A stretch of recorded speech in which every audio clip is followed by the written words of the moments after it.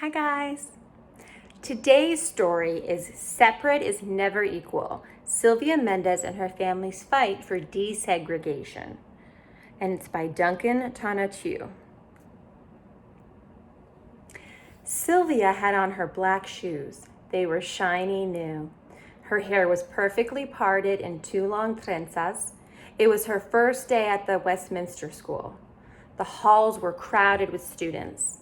She was looking for her locker when a young white boy pointed at her and yelled, "Go back to the Mexican school, you don't belong here." For the rest of the day, Sylvia did not speak or introduce herself in her classes. She kept her head down when walking in the halls.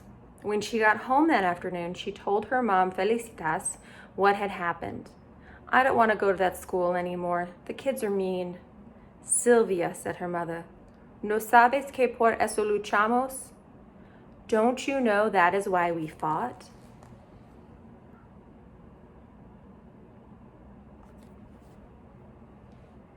Three years earlier, in the summer of 1944, Sylvia and her brothers, Jerome and Gonzalo Jr., and their parents had moved from the crowded city of Santa Ana, California, to a farm in nearby Westminster. Her father, Gonzalo Mendez, had labored for years as a field worker, picking grapes and oranges. Now he was leasing a farm. He was going to be the boss. On their new family farm, they were going to grow asparagus, chilies, and tomatoes.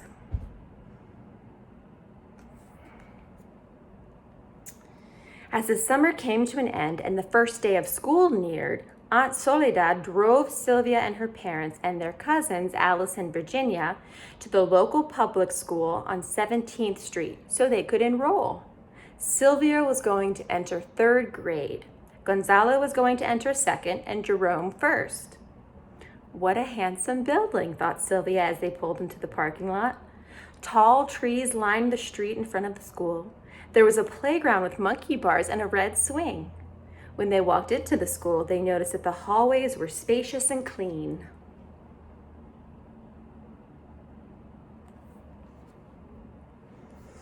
"I'm here to enroll the children in school," said Aunt Soledad when they arrived at the principal's office. The secretary gave Aunt Soledad two enrollment forms, one for Alice and one for Virginia. But she did not give her enrollment forms for Sylvia and her brothers. "They cannot attend this school," said the secretary. "They must go to the Mexican school." "Why do I have to go to the Mexican school?" Sylvia wondered. She was not Mexican, she was American. She spoke perfect English. Her father was from Mexico, but he had become a U.S. citizen. Her mother was from Puerto Rico, which was a U.S. territory. Aunt Soledad was upset. "But we all live in this part of town."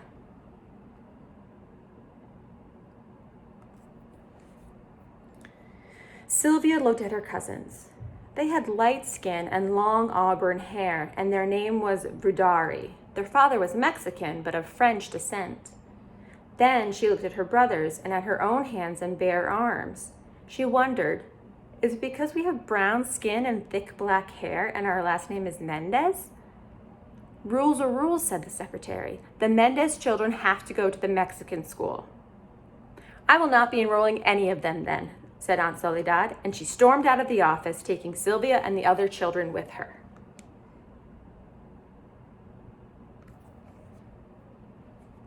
When they arrived home, Aunt Soledad told Sylvia's father what had happened.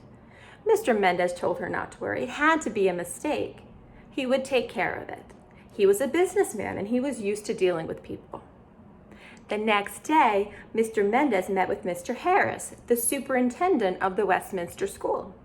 Mr. Mendez explained that his family had just moved to a nearby farm. "The public school on 17th Street is the closest school to our house, and my children should attend it." "Your children have to go to the Mexican school," said Mr. Harris. "But why?" asked Mr. Mendez. He was not given an answer other than, "That is how it's done." In the following days, Mr. Mendez met with Mr. Atkinson, the county superintendent, Mr. Harris's superior, and then with the school board, which oversaw all of the schools in Orange County. But they all said the same thing. Your children have to go to the Mexican school. But why? Mr. Mendez kept asking. No one could give him a satisfactory answer.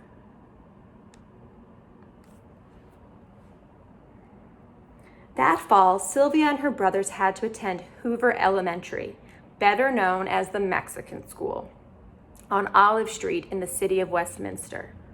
The building was a clapboard shack and the halls were not spacious or clean. A cow pasture surrounded the school. The students had to eat their lunch outside and flies would land on their food. There was an electric wire that surrounded the pasture to keep the cows in, and if you touched it, you received a shock. The school did not have a playground, not even a swing.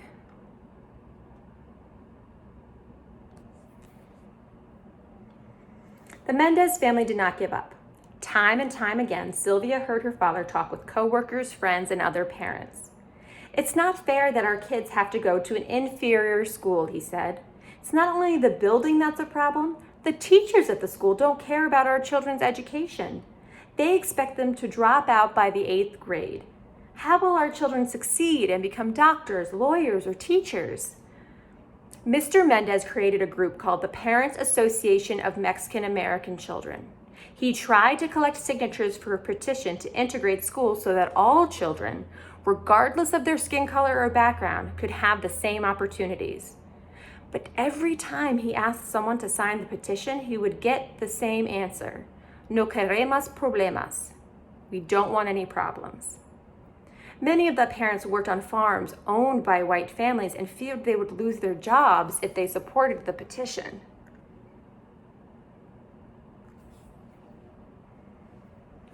One day, a truck driver overheard Mr. Mendez trying to convince a worker to sign his petition.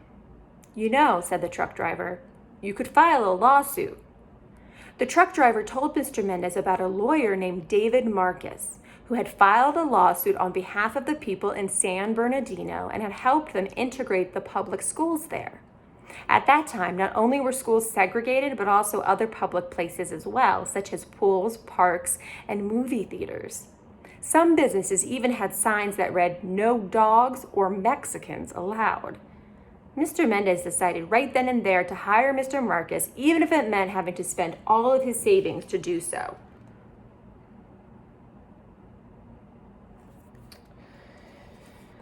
Over the next few months, Mr. Mendez and Mr. Marcus traveled all over Orange County looking for people who had experienced similar problems. Sylvia watched her father leave early in the morning. Sometimes she saw him come home in the evening, but often she only heard his footsteps when he got in late at night. While he was away, Sylvia's mother had to take care of the farm. Mrs. Mendez would get Sylvia and her brothers ready for school, and then she would go out to the fields. She started the irrigation system, drove the tractor, oversaw the workers, and solved any problems that arose.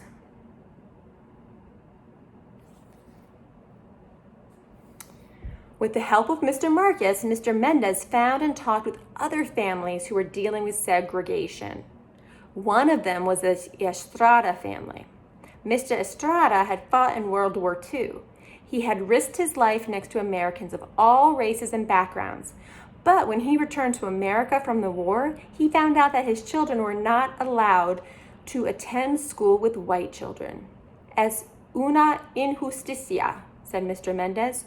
"It's an injustice." The Estrada family joined the Mendez case, and so did 3 more families.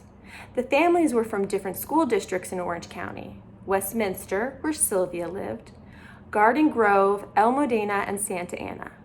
Mr. Marcus wanted to show that the segregation of students affected not only Sylvia and her brothers, but more than 5,000 children in the public system all over Orange County. On March 2nd, 1945, Mr. Marcus went to the courthouse and filed the lawsuit.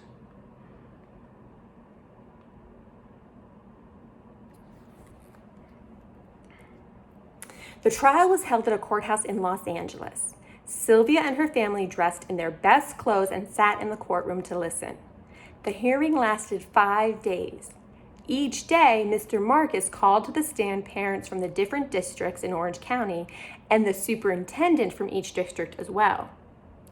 On the first day, Mr. Kent, the superintendent of the Garden Grove district, was questioned. He said that he sent children to the Mexican school to help them improve their English. That is a lie, thought Sylvia. Her English was as good as the English of any of the children at the Westminster School. Do you give the children any tests? Asked Mr. Marcus. Mr. Kent claimed he did. We do so by talking to them. That's another lie, Sylvia wanted to yell. No one had questioned her. They rejected her from the Westminster School without asking her a thing.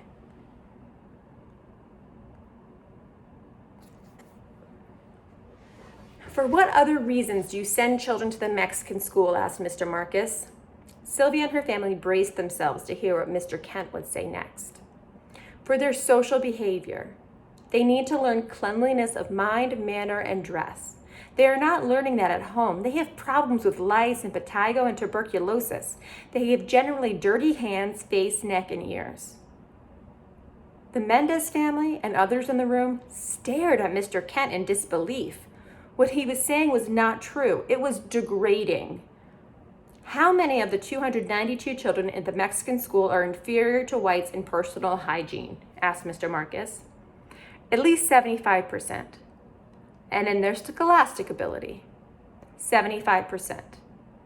In what other respects are they inferior? In their economic outlook, in their clothing, and in their ability to take part in the activities of the school. Do you believe that white students are superior to Mexicans in the respects that you have mentioned? Yes. And is that one of the reasons they're being segregated? Yes. Time and again, Mr. Mendez had asked, why can't my children attend the Westminster School? Now he had his answer.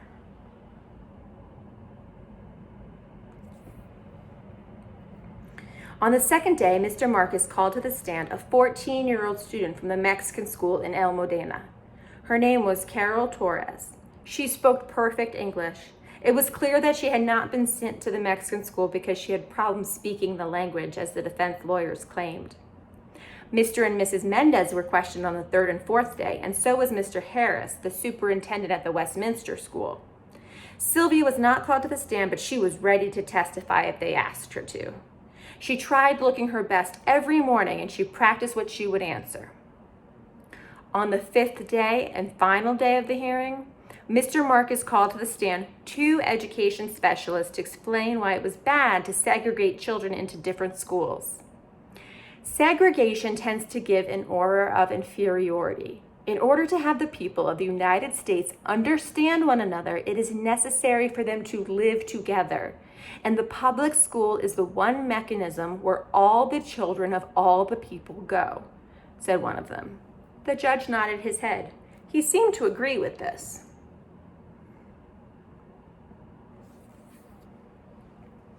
Judge Paul McCormick took almost a year to give his decision, but when he did, he ruled in favor of the Mendez family. In his ruling, he said that public education must be open to all children by unified school association, regardless of lineage. This meant that everyone must be allowed to attend school, no matter what his or her race or background. The Mendez victory made newspaper headlines. Sylvia's family was ecstatic, but they did not have much time to celebrate because the school board appealed the case. That is, it asked for another trial. Sylvia and her family had to go to the state court in San Francisco to try the case again.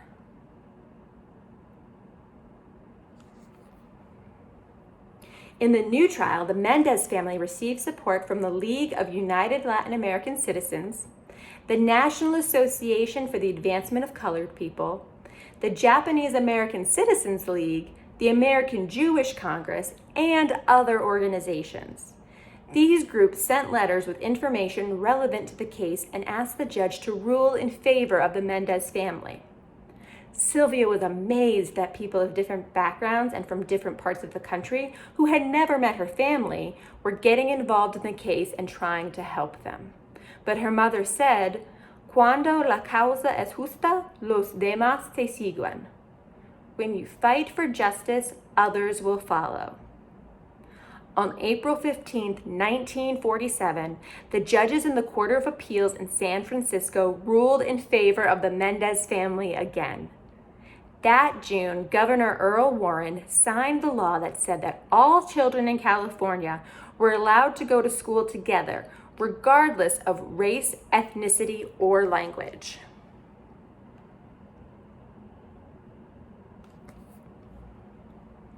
So remember, said Sylvia's mother, we fought to make sure you could attend a good school and have equal opportunities. Sylvia thought long and hard about what her mother said. The next day, she returned to the Westminster School. This time, she did not listen to any whispers. She ignored the children who pointed at her and called her names. Instead, she held her head high. Her parents had fought not only for her and her brothers, but for all their classmates. Looking around, she saw that other children were smiling at her. By the end of the day, she had made a friend. And by the end of the school year, she had made many friends of different backgrounds. She knew her family had fought for that.